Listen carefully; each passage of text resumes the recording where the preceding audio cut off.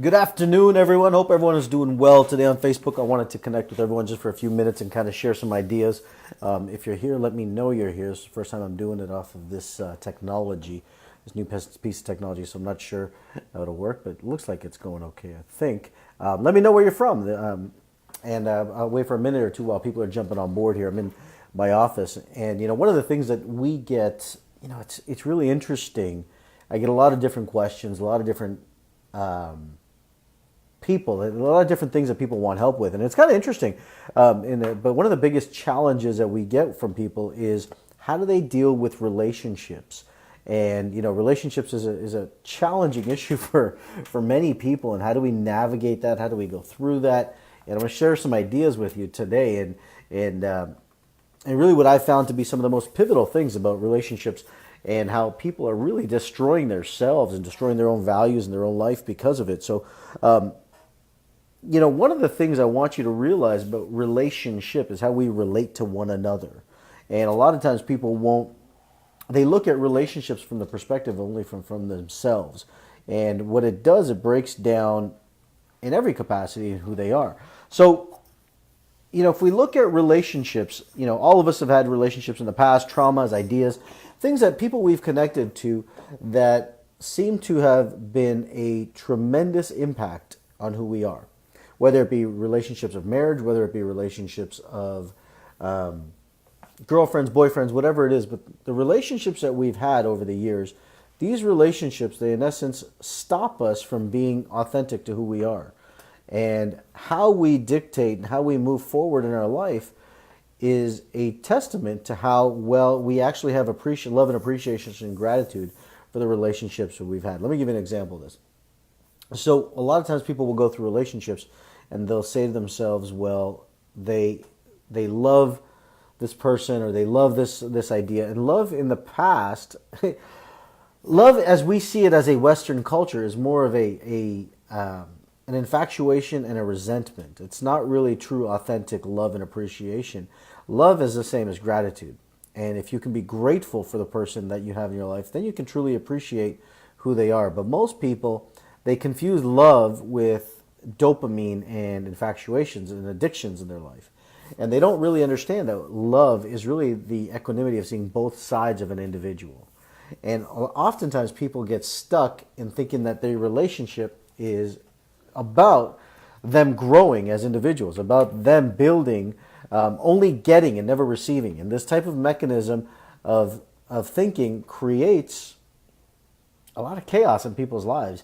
And we know today that 50% of the population ends up in divorce. We know this, and those who are a product of it, and the other 50% end up resentful to their spouse. So understand it whatever way it is.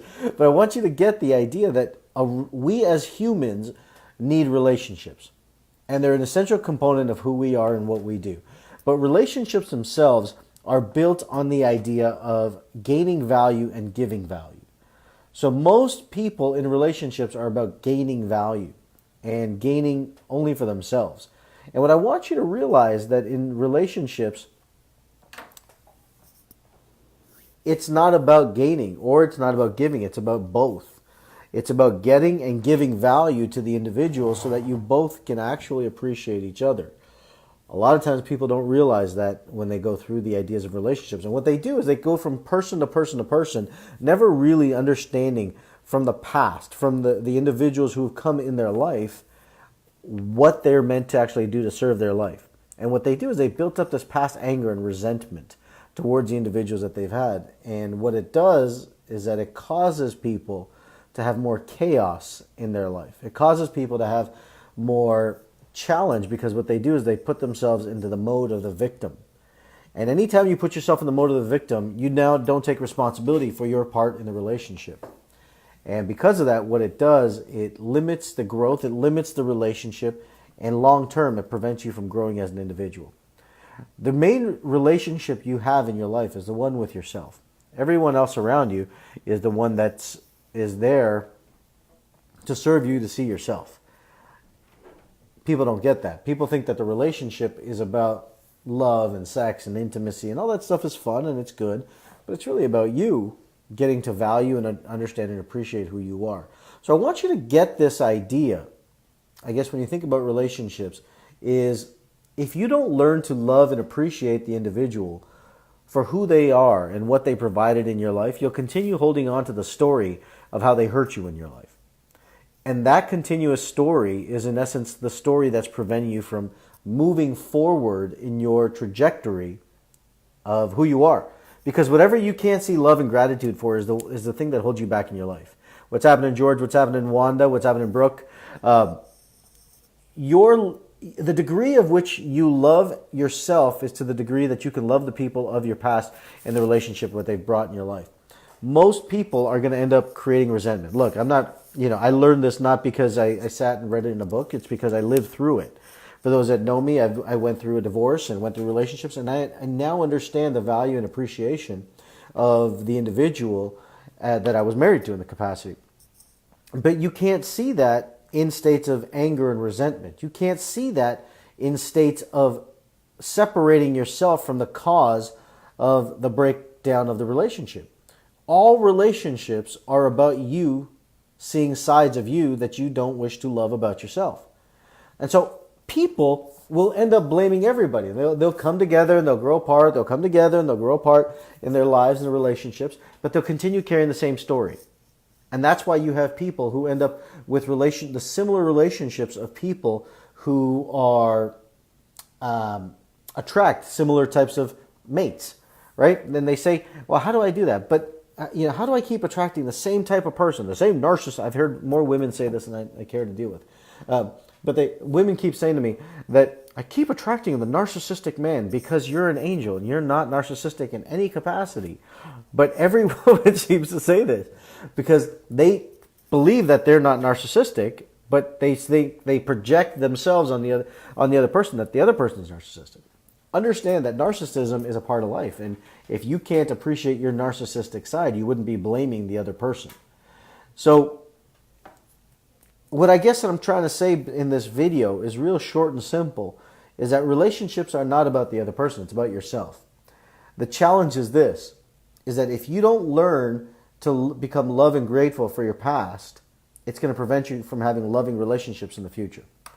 And what it means is this, is that if you get that, your life can be a completely blissful place in a relationship that's loving, that's meant, fulfilling, sharing, and all these different things. But if you don't, what it's going to mean that you're going to continue living that same chaos of the past relationships. And if that happens, you're going to end up with the same traumatic challenges, same people in your life, just a different form, a different person, but the same challenges are going to show up. There's a reason why abusive men keep showing up in abusive relationships. It's not an accident. There's a reason why, women or men attract women who are disempowered or overempowered, for that matter, not to play one side or the other. They play both sides. What's happening, Dale? Good to have you on these videos. But understand that your relationship, male or female, one is not more prone to it than the other. Each one is going to create that anti-person to you to show you how to love yourself. But if you don't learn that about the other person, you can't love you. And if you can't love you, you can't move forward. And the problem is that you physically will age, but emotionally you'll be stuck when you're 21, 22, 23. The greatest healer I've ever seen is love and gratitude. And if you can't love the person that you've been with, that you've shared with and been grateful for them, then you're holding yourself back and moving forward in your life. So I guess what I can share with you is this, and if you have questions, please go ahead and write some questions down there. I'll wait a couple minutes while we get these. Your values are going to dictate who you bring into your life and who you want to share your life with in that moment in time. And the more you can become present in your relationship, the more you're going to get to see that that person is reflecting parts of you. And if you love them, not resentfully, not with guilt, not do things out of guilt and shame, but truly love each other's values, then it's not a matter of doing something in a form of guilt or shame. It's a matter of doing what you value and have the other person doing what they value in the same process. Today, a lot of relationships are built on guilt and shame. this is a poor place to be in a relationship. It's a very disempowered, fear-based relationship because it comes from the fear of losing the other person. And if you are in a relationship that you fear losing the other person, the reality is what you've done is you've created a codependent relationship where you need each other to survive. And that's a fear-based relationship. Unfortunately, those create a lot of emotional chaos, emotional turmoil. I'll give you an example of this. I had a client one time who basically had this emotionally based chaotic relationship, and the solution was to have kids. And so they went off and they had kids, and they believed that was going to save their love and save their marriage, and it created only more chaos because it separated people and their values. All people are going to live their own values, and if each person is not able to live on their own values, what they end up doing is they hurt themselves, and in the long run, what they do is that they break down as individuals. Their health breaks down. Their love for themselves breaks down, and who they become as individuals shuts down. And if you can love and appreciate yourself as well as the person, whether you're with them or not with them, is irrelative. It's about loving the journey that you've been on so that you can appreciate who that person is and who you become because of that person. Because there's so many people that say in relationships, well, that person was the wrong person. That wasn't the right person for you. Is that really true? I mean, I don't know that that's the case. I think that's a large delusion. I think it's the exact right person at the exact right time for the exact right reason to wake you up to learn to love yourself. I really do. I've seen this in my own life, and I've seen this through every person I've worked with, and it's been countless people that I've actually helped and changed their lives, where they look and they sit and want to project their values onto the other person in a relationship. And what they do is they create the resentment of the other person, which only causes them to resent themselves. And I'll give you an example of this. I had a client the other day. I was on the phone with him, and he was judging his wife because she came out of thin air and basically wanted to stop.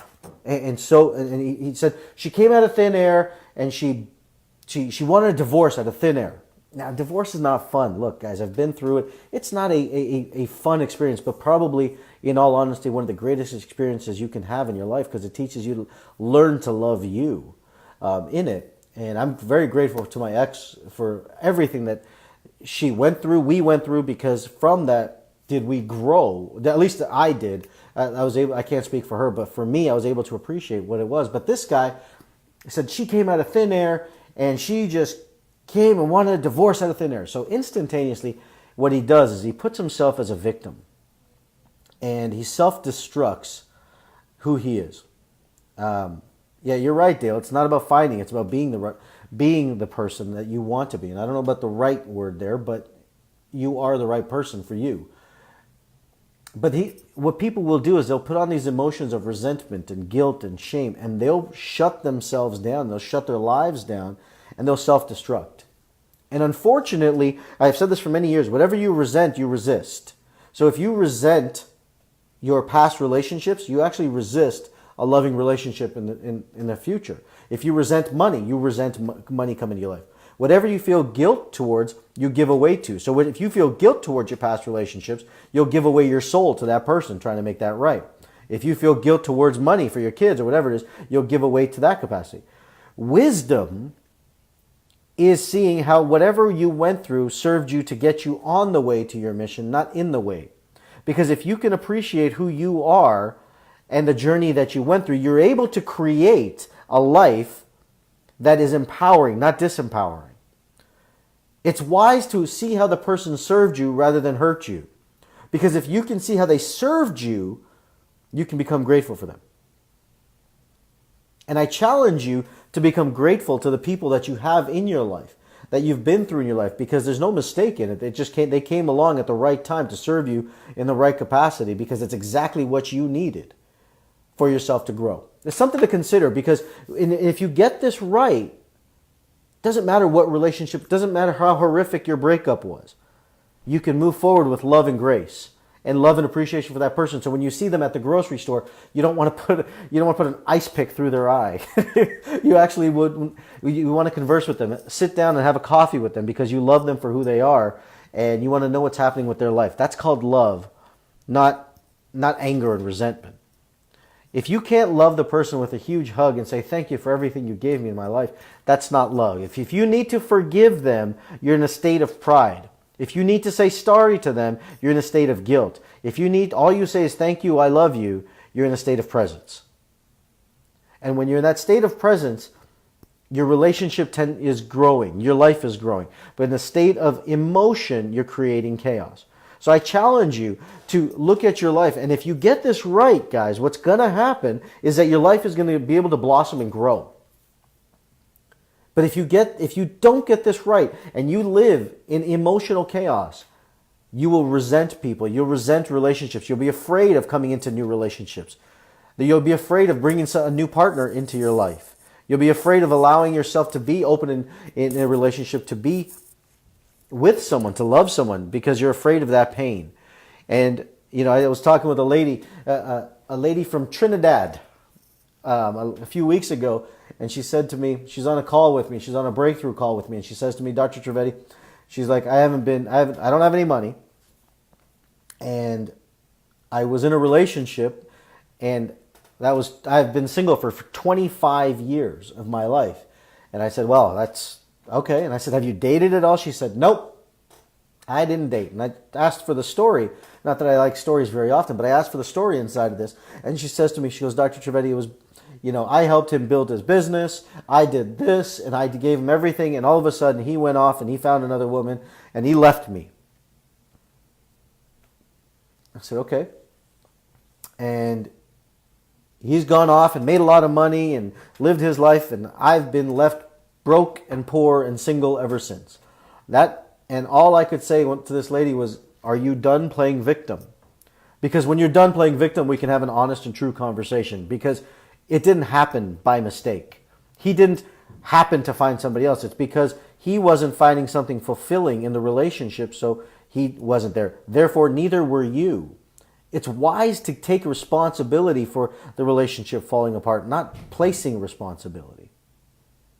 If you can take responsibility, then you can become a co-creator and see where you could have done better for your future relationship. So this lady went on and had resentment in her life, and now has lived a life, basically no money, no relationship. Because why would she bring something into her life that she resents? She resents a relationship and she resents money because she did all this work to help this guy. Now has lived her life basically broke and single. Once I was done with her, she completely had gratitude for this ex-husband of hers. She got complete, real, and authentic for the person that she was with. And she has a gentleman in her life that she had always thought about, and she was going to actually go pursue and make a relationship out of it. Look, resentment is the killer of your health, and guilt is the killer of your health. It's not wise to live in those two states. It really is stopping your life from flourishing into what it could be. So I challenge you to do that. Look, if you guys need help, look, I'm going to be real with you. Get on a call. Get on a breakthrough call. See if we can help you in any capacity. Schedule a breakthrough call with one of my people and myself or whatnot. We'll try and help you. Because there's no point in living. Look, I always say this. And you guys saw the video. I hope you saw the video I did yesterday. People want to live in fear because they think it's better to live in fear. It's better to be the martyr than to be empowered and take control of your life. There's a lot of people out there taking a lot of drugs and medications who want to live an entitled, disempowered life. And that's great for them. I don't teach that. I don't empower that. I don't live there. I want to take responsibility for my life, because in working with all these people,